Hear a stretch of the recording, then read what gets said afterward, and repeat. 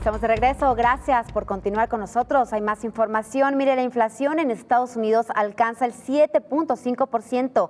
Esta es la más alta en 40 años. Ve usted. La inflación en Estados Unidos se ubicó en 7,5% en los 12 meses previos hasta enero, su mayor aceleración en casi 40 años. En tanto, el aumento del mes en relación a diciembre fue de 0,6% mayor a lo esperado por los analistas. Los últimos datos de inflación tan altos de 12 meses se remontan a febrero de 1982. Los indicadores desafiaron las esperanzas del gobierno de Joe Biden de que la ola de aumentos de precios que mina su aprobación pública mostrara signos de desaceleración en el primer mes de 2022. Tras conocerse el dato, Biden se dijo optimista de que la inflación se controlará para fin de año. La Casa Blanca ya había advertido el miércoles que las cifras de este mes serían malas. El Departamento de Trabajo atribuye este nuevo aumento en particular a los precios de los alimentos, la electricidad y los alquileres. En un año, los precios de la energía subieron un 27%, mientras que los precios de los alimentos escalaron un 7%. Los datos de inflación elevan las expectativas de que la Reserva Federal pronto decida subir las tasas de interés. Y para abordar este tema, saludamos con muchísimo gusto a nuestro colaborador Carlos Ramírez Powell. Carlos, ¿qué tal? Muy buenos días. Adelante, te escuchamos, por favor. Muy buenos días, un saludo a la audiencia de Señal Global, Cecilia. Mira, antes que nada hay que entender que las cifras de inflación en Estados Unidos siempre han sido maquilladas a la baja. Tú puedes tabular que en realidad la inflación real generalmente es 30% superior a la confesada, puesto que hay una serie de indicadores de salud monetaria que no son incluidos en esa medición de inflación. Por ejemplo, cuando de repente aparece en la nota que los precios de los energéticos subieron 27%, uno podría suponer que un incremento 3 veces, 4 veces superior a la inflación confesada únicamente en energéticos tendría un impacto mayor en el índice global, puesto que es la commodity raíz de la cual emana la reestructuración de precios al alza en todo el resto del sector económico activo de los Estados Unidos. Bueno, lo que pasa es de que Estados Unidos inteligentemente hace un desglose de su inflación en donde deja lo que llama los indicadores núcleo, que son energía y casa-habitación, fuera de los índices de inflación. Curiosamente, estos dos costos, el de casa-habitación y el de energía, son los que más directamente pegan en el bolsillo de las clases medias y las clases bajas norteamericanas.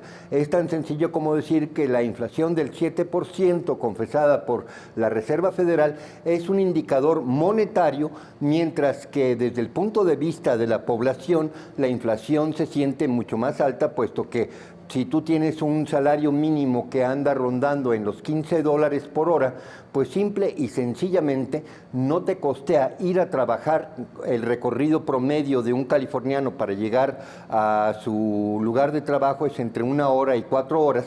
No te costea el llegar a trabajar si te están pagando entre $15 y $25 la hora. Entonces, lo que en este momento está confesando la Reserva Federal es de que tiene toda una serie de factores endógenos que generalmente no quiere confesar, que llevan al alza todo el tablero de precios y que por lo tanto se le convierte a Joe Biden en una gran crisis. Esto es antes de que comience la temporada de siembra en Estados Unidos en la primavera, puesto que hay que recordar que ambos, Rusia y China, grandes exportadores de fertilizantes, han declarado una veda en donde no van a exportar ni nitrato de amonio ni toda una serie de componentes como la urea, no lo van a exportar antes del mes de junio. Esto se entiende muy fácilmente si vemos las siguientes láminas, en donde vamos a ver los precios de los fertilizantes. Mira, esa línea roja arriba a la izquierda nos da $820 la tonelada de urea, de urea, y lo que tenemos ahí es básicamente un precio exactamente 100% superior al que teníamos en el 2020. En otras palabras, los costos de siembra son en este momento mucho más altos y esto va a provocar una escasez de maíz en Estados Unidos. En la siguiente lámina vemos cuál es el costo del nitrógeno líquido y bueno, pues estamos viendo un incremento como no se había visto desde el 2008. En otras palabras, todos los costos estructurales de la frontera agropecuaria norteamericana en este momento están viendo precios sin precedente. La siguiente lámina. Tenemos los precios de la potasa. La potasa fundamental para la cosecha, hace un año lo teníamos en $410, ahorita lo tenemos en $810. En otras palabras, duplicamos el costo. Cuando estás duplicando el costo de fertilizantes y cuando incrementas 27% el costo del diésel, pues básicamente lo que tienes es una repercusión a lo largo de todo el año que va a ser muy superior al 7% confesado por la Reserva Federal y va a presionar precisamente al Banco Central norteamericano a elevar las tasas de interés. Esto va a tener en vilo a todas las casas de bolsa norteamericanas, puesto que una cosa es la promesa de inflación y otra cosa es la certidumbre de inflación.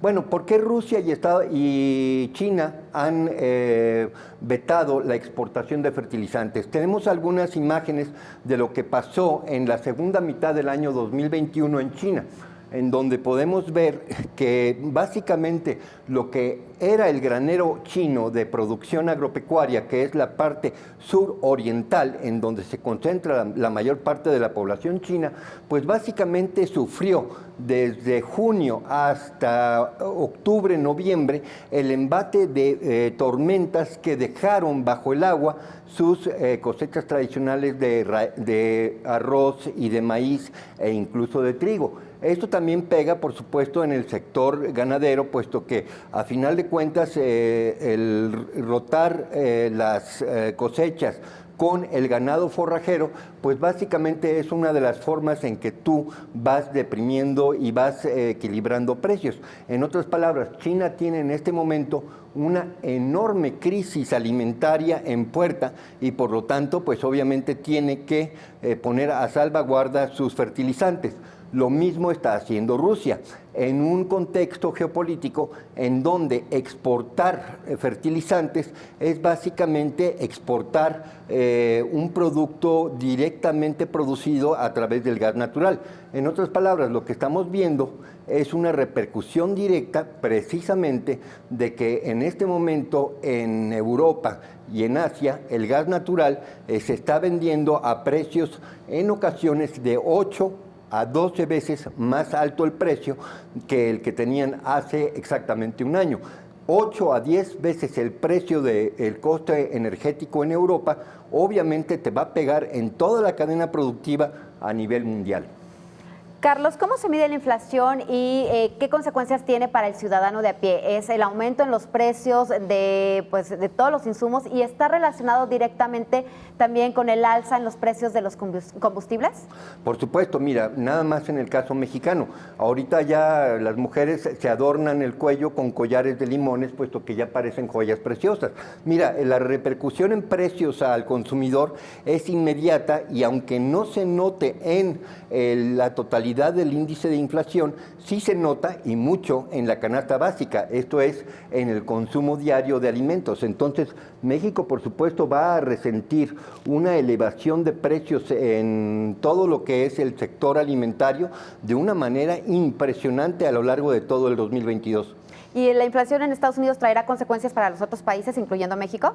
Por supuesto, hay que recordar que Estados Unidos exporta maíz forrajero a México. El maíz forrajero en Estados Unidos va a subir significativamente de precio a lo largo de todos los meses que van hasta septiembre, por razones sencillas de entender. Si estás incrementando al doble el precio de los fertilizantes y una tercera parte el precio del diésel, pues básicamente el maíz tiene ya estructuralmente prometido un incremento de no menos del 30% a lo largo del 2022. Carlos, las protestas en Estados Unidos, en Canadá, en diversos países continúan en contra pues, de las restricciones debido a la pandemia del coronavirus, el pase sanitario, las vacunas, pero también en la pérdida del poder adquisitivo. Estas protestas ya están tomando otros tintes. ¿Tiene que ver con lo que estamos platicando de la inflación y pues esta subida de precios a nivel mundial? Sí, por supuesto. Mira, lo que está sucediendo, por ejemplo, en Canadá, que es no una protesta en contra de las vacunas, hay que poner mucho énfasis en que los camioneros canadienses ya están vacunados en un 90% o más. La protesta es en contra de los mandatos de la utilización del pasaporte vacunatorio. Esto hay que ponerle mucho énfasis. ¿Por qué? Porque a partir de esta semana el gobierno canadiense va a intentar ponerse los guantes de hierro de la represión para desalojar Ottawa y para desalojar los puentes fronterizos entre Canadá y Estados Unidos.